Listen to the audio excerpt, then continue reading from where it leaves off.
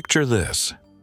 You're standing on a beach in northern Australia, roughly 50,000 years ago. The sun's setting, the waves are doing their thing, and you're thinking, hey, this place isn't so bad. And then you hear it. A low hiss from the tree line. Not from above, from on the ground. You turn around, and staring back at you is a crocodile. But here's the thing. It's not in the water, it's on land, running toward you on legs, like some kind of reptilian greyhound from your worst fever dream. Welcome to Ice Age Australia, where Mother Nature apparently woke up one day and said, "You know what? Let's crank the difficulty setting to impossible." Today, we think of Australia as the land of everything wants to kill you. And sure, modern Australia's got inland taipans, saltwater crocs, box jellyfish, and spiders the size of dinner plates. But here's the kicker. 50,000 years ago, that was Australia on easy mode. Because back then, this continent was home to some of the most nightmarish, oversized, and downright disrespectful animals to ever walk the earth. We're talking land crocs, venomous megalizards, marsupial lions with bolt cutters for teeth, and snakes that didn't just kill you, they disemboweled you. So buckle up, because we're about to take a trip to a version of Australia that makes Jurassic Park look like a petting zoo. Let's start with that land croc I mentioned.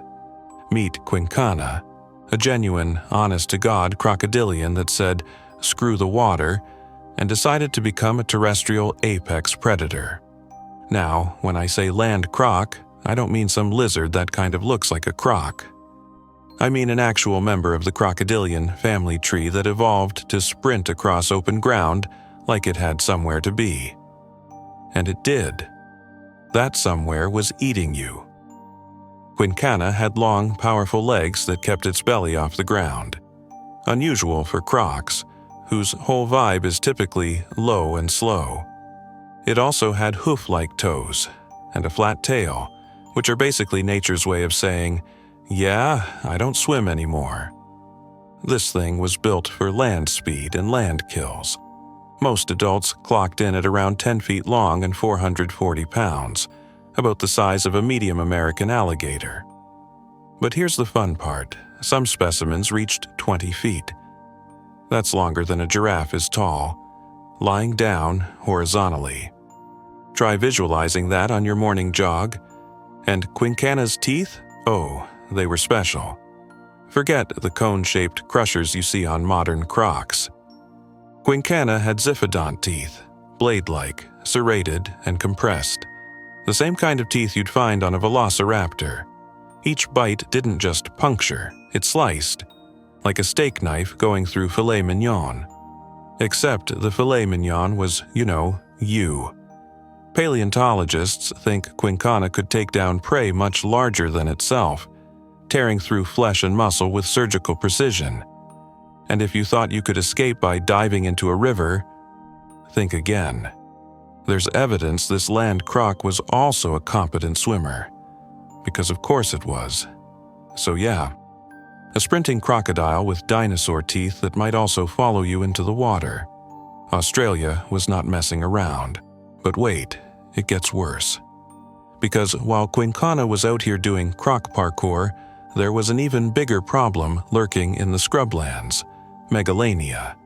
Or, if you want to get technical, Varanus priscus, a giant monitor lizard that makes the Komodo dragon look like a salamander. Megalania translates to great roamer, which is a polite way of saying gigantic death lizard that wandered wherever it pleased. And it pleased to wander everywhere. Here's where things get spicy. Paleontologists can't agree on Megalania's exact size because, shocker, giant lizard fossils are hard to come by. Conservative estimates put it at around 11 feet long and 350 pounds. That's already longer than a sea lion and heavier than a reindeer. Not great, but maximum estimates? Oh boy. Some studies based on scaled-up fragments suggest Megalania could have reached 26 feet in length and weighed up to 2 tons. That's as long as the longest anaconda ever recorded, but 8.5 times heavier because of its stocky, muscular build. Let that sink in. A 2-ton lizard, roaming Australia. And Megalania didn't just rely on size. It had recurved, razor-sharp teeth designed for gripping and tearing. It had powerful legs with massive claws for grappling prey. And, because Australia apparently has a vendetta against all living things, it was probably venomous. See, all living monitor lizards produce venom. It's an anticoagulant, meaning it stops your blood from clotting. So even if you escaped a Megalania attack, you'd just keep bleeding. And bleeding. Until shock and infection finish the job. Komodo dragons, Megalania's closest living relatives, hunt this way. Bite, retreat, wait. Let the venom do the work. And since Megalania had the same toolkit, plus several hundred extra pounds of muscle, it probably used the same strategy. In other words, if Megalania bit you, you were already dead. You just didn't know it yet. Okay, so we've got land crocs and venomous megalizards. Surely, the snakes were at least normal-sized, right? Nope. Meet Wanambi. Wanambi was a member of an extinct snake family called the Madtsoiidae, primitive constrictors with inflexible jaws and a taste for chaos. The larger specimens reached 20 feet long, putting them on par with big Burmese pythons. Now, here's the good news. Wanambi wasn't venomous. That's the only good news. Because Wanambi hunted like modern constrictors, ambushing prey near water, wrapping around them and squeezing until blood couldn't reach the brain or heart. Standard snake stuff. But here's where it gets gnarly. Most constrictor snakes swallow their prey whole. Wanambi couldn't. Its head was too small and inflexible. So what did it do instead? It tore its prey apart. Using its sharp teeth and powerful coils, Wanambi would rip chunks off its victims.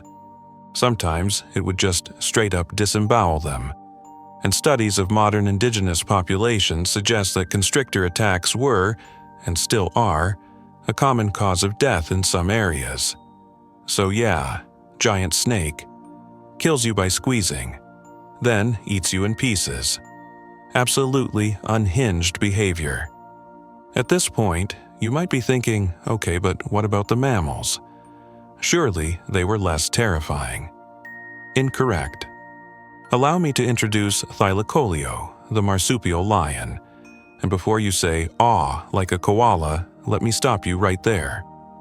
Yes, Thylacoleo was technically related to koalas, but this thing was nothing like a koala.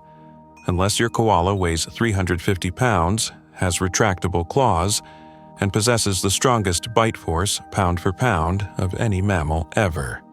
Let me say that again, the strongest bite of any mammal ever. A medium-sized Thylacoleo could bite with the same force as a lion 2.5 times its size.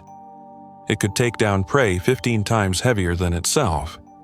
And it did so in the most metal way possible.